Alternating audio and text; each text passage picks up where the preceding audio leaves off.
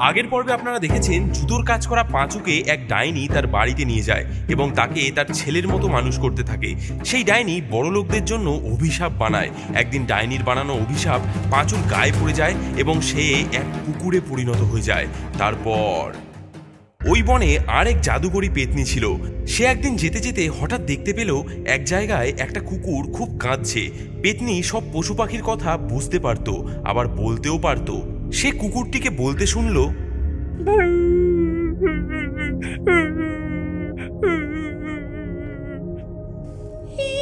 তুমি কাঁদছো কেন এত? কি হয়েছে? আমি মানুষ থেকে কুকুর হয়ে গেছি। আমি এক ডাইনি মায়ের কাছে থাকতাম। সে অভিশাপের ওষুধ আর তাবিজ বিক্রি করত। একদিন কয়েকটা দুষ্টু ছেলে ওই ওষুধের শিশি ভেঙে দিল। সেই তরল ওষুধ আমার গায়ে লাগতেই আমিও কুকুর হয়ে গেছি। এখন ডাইনি মা আমায় চিনতেও পারছে না। কি করি এখন আমি?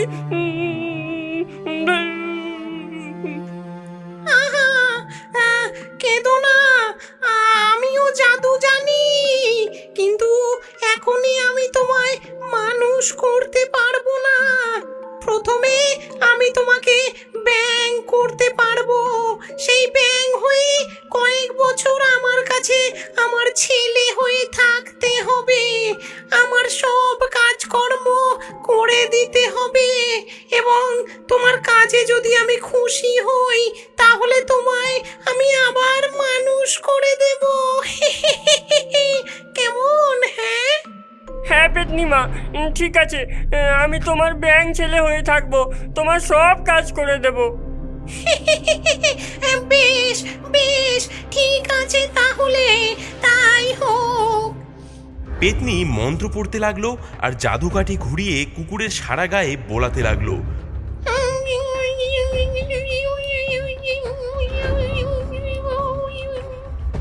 অমনি ধীরে ধীরে কুকুরটা বড় একটা সোনা ব্যাঙে পরিণত হয়ে গেল। সোনা ব্যাঙকে বেশ সুন্দর দেখতে। পেতনিমা, তোমার কাজ করে দিলে তুমি আমায় আবার মানুষ করে দেবে তো? হ্যাঁ রে হ্যাঁ, চিন্তা করিস না, কয়েক বছর অপেক্ষা কর, ভালো করে আমার কাছে কাজ কর। তোর কাজে আমি খুশি হলে তোকে আবার মানুষ করে দেব। ঠিক আছে, ঠিক আছে পেতনিমা। তুই তো সোনা ব্যাঙ হয়ে গেছিস, তাই তোকে আমি সোনা বলে ডাকবো। বুঝেছিস? আচ্ছা। সোনা, যা তো পুকুর থেকে একটু জল এনে দে তো, খাবো। এই নে এই ঘটিটা নিয়ে যা। ব্যাঙ ঘটি নিয়ে লাফাতে লাফাতে জল আনতে গেল। সেখানে গিয়ে দেখলো তার সেই আগের ডাইনি মা পুকুর ঘাটে বসে বাসন মাজছে। ব্যাঙ তার মাকে দেখে চিনতে পারলো, কিন্তু সেই ডাইনি ব্যাঙকে চিনতে পারলো না। ওরকম বড় সুন্দর একটা ব্যাঙ দেখে ডাইনি অবাক হয়ে তাকে দেখতে লাগলো এবং তার উপর লোলুব্ধ দৃষ্টি দিতে লাগলো। মা, মা, আমায় চিনতে পারছো? অনেক ডাকার পরও ডাইনি ব্যাঙের কথা কিছুই বুঝতে পারল না। ডাইনি মনে মনে ভাবল, এই ব্যাঙটাকে যদি ধরতে পারি তাহলে বেশ মজা করে খেতে পারবো। অনেক দিন ব্যাঙের মাংস খাইনি। এই বলে বাসন ফেলে রেখে সে ব্যাঙকে ধরতে গেল খাবে বলে। এদিকে সোনা ব্যাঙ ঘটিতে জল ভরে জোরে জোরে লাফিয়ে পালাবার চেষ্টা করলো। এই ব্যাঙ, লাফিয়ে লাফিয়ে কোথায় পালাচ্ছিস? আমার হাত থেকে পালাবি কোথায়? এই বলে সে ব্যাঙের পেছনে দৌড়তে লাগলো। পেতনি গাছের ওপর থেকে দেখতে পেল এবং উড়ে এসে ব্যাঙকে বলল, ঘটি দে, জল খাই। যা, তুই এখান থেকে দূরে সরে যা, এই ব্যাপারটাকে আমাকেই দেখতে দে। জল খেয়ে ডাইনির সামনে গিয়ে পথ আটকে পেতনি বলল, তুই আমার ছেলেকে খেতে এসেছিস? তোর এত বড় সাহস? দাঁড়া দাঁড়া, দেখাচ্ছি তোকে মজা। এই বলে পেতনি ডাইনির চুলের মুঠি ধরে মারতে লাগলো। আমার ছেলেকে মারতে এসেছিস? ডাইনিও পেতনির চুলের মুঠি ধরে মারপিট করতে শুরু করলো।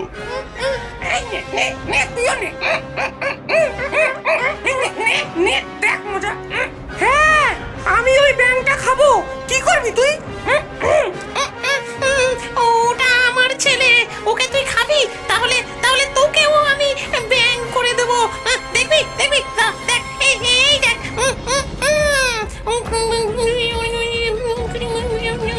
এই বলে জাদুকাঠি বের করে পেতনি মন্ত্র পড়তে শুরু করলো এবং তারপর তার সেই জাদুকাঠি যেই ডাইনির গায়ে ছুঁয়ে দিল, অমনি ডাইনি একটা ব্যাঙে পরিণত হয়ে গেল।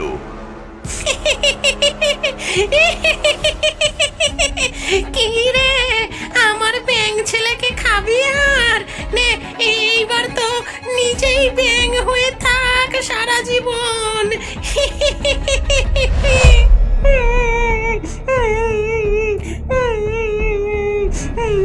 আমায় আবার ডাইনি করে দে পেতনি। আমি আর কখনো ব্যাঙ খেতে চাইবো না, সত্যি বলছি, আর ব্যাঙ খাবো না। থাক কিছু বছর এমন ভাবে, এখন আমার কাজের লোক হয়ে থাক, আমার কাজ কর্ম করে দিবি আর আমার ঘর পাহারা দিবি। কেমন? আমার ছেলে সোনাকেও পাহারা দিবি, আমার রান্না করে দিবি। এই সব কাজ করে যদি আমাকে খুশি করতে পারিস, তাহলেই আবার তোকে আমি ডাইনি করে দেব। আচ্ছা আচ্ছা, বেশ, তাই করব। ওই ওই দূরে বাঁশ গাছের পাশে বড় দিঘির ধারে যে কুঁড়ে ঘর আছে, ওইখানেই আমি থাকি। যা, এবার তুই গিয়ে আমার ঘর বাড়ি ঝাঁট দে গিয়ে।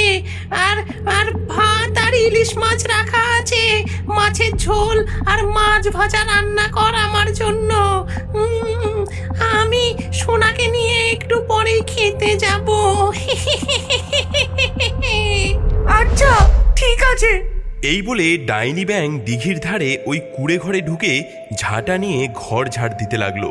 তারপর হাত ধুয়ে রান্না শুরু করলো। পেতনি দূরে গাছে বসে বসে ইলিশ মাছ ভাজার গন্ধ পেল। কি ইলিশ মাছ ভাজার গন্ধ আসছে রে! চল সোনা, তোকে নিয়ে ঘরে যাই। পেতনি সোনা ব্যাংকে নিয়ে মনের আনন্দে কুঁড়ে ঘরের দিকে চলল। ঘরে ঢুকে হাত ধুয়ে আসন পেতে বসলো।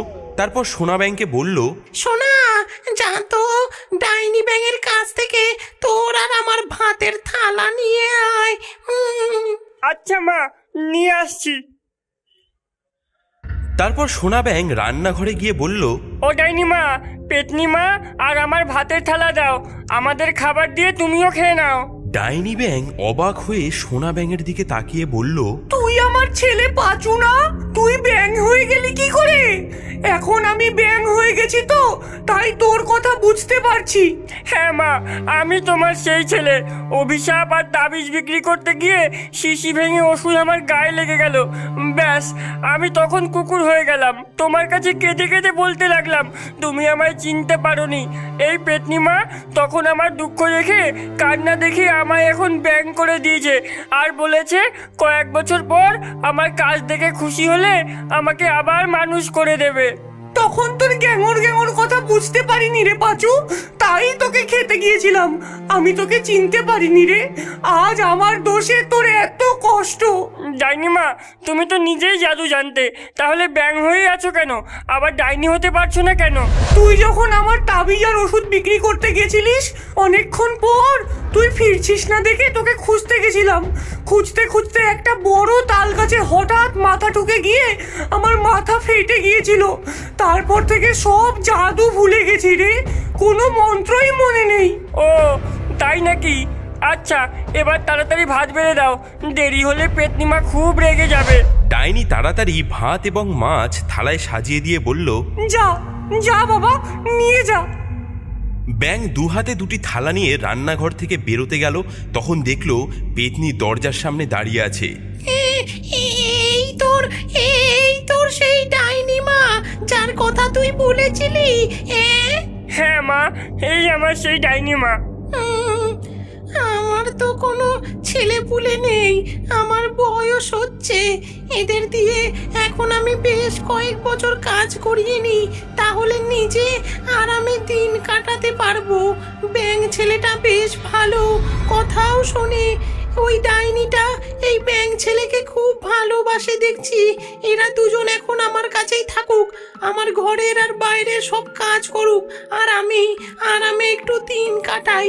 আমারও তো একটু কথা বলার লোক দরকার, তাই এদেরকে এত তাড়াতাড়ি আমি আবার আগের মতো করব না।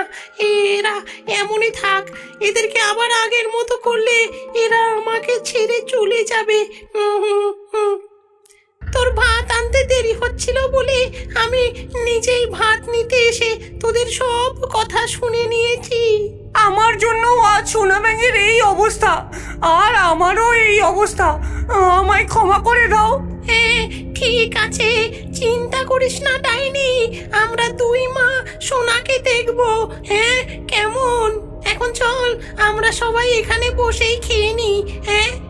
ডাইনি সবাইকে ভাত বেড়ে দিল, সবাই মিলে একসাথে বসে সেদিন ওরা ভাত খেলো।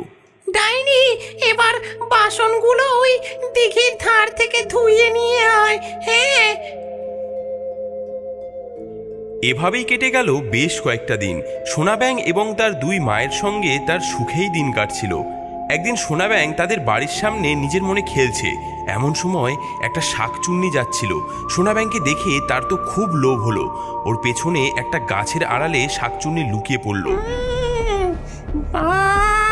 কি নাদুস নুদুস একটা ব্যাঙ, একে খেতে পারলে তো বেশ মজা হবে।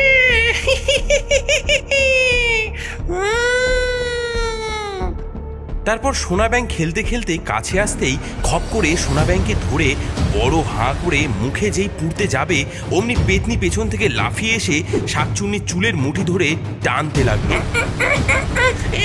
এবার কোথায় পালাবি?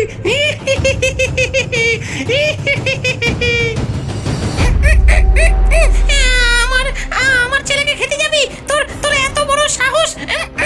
দেখ কেমন লাগে, দেখ। শাকচুন্নি এবং পেতনির মধ্যে লাগলো তুমুল মারামারি। এদিকে পেছন থেকে ডাইনি ব্যাঙ একটা বড় গাছের ডাল কুড়িয়ে এনে দুম করে মারলো শাকচুন্নির মাথায়, অমনি শাকচুন্নি মাটিতে গেল পড়ে। আমার ছেলেকে খেতে আসিস? দাঁড়া তোকে দেখাচ্ছি মজা। পেতনি রেগে গিয়ে জাদুকাঠি বার করে শাকচুন্নির গায়ে বুলিয়ে মন্ত্র বলতে লাগলো।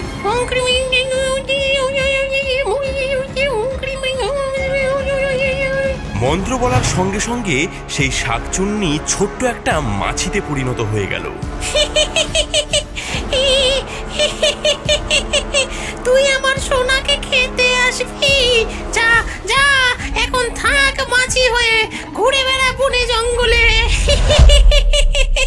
সেই শাকচুন্নি মাছি হয়ে বনে বনে ঘুরতে লাগলো আর মনে মনে বলতে লাগলো, আমি একদিন এর ঠিক প্রতিশোধ নেবই নেব।